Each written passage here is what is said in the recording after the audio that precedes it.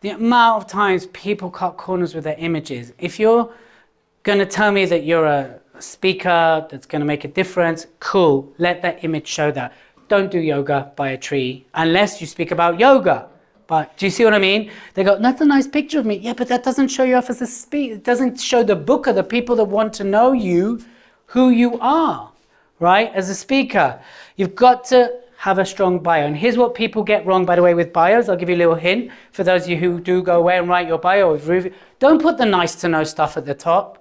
Put the stuff that will get you booked. What's relevant for the booker, as in what's in it for the audience, what the takeaways are. Don't go, I've spoken for 10,000 hours, I've written 5 books. That's really nice to know, but that's not what's going to get you booked. That's not what's going to get you seen, and that's not what's going to get you in front of the people you want to get from. Does that make sense? A lot of people put the nice to have stuff at the top. Don't. Put it at the bottom. Because I don't work with him, but we talk a lot. He's an agent in America. And he only reads 3 sentences because he deals with so many applications. If you put the nice to know, I'm a great speaker, then he's like, I'm not interested. Why would I take you on to put you in front of my clients?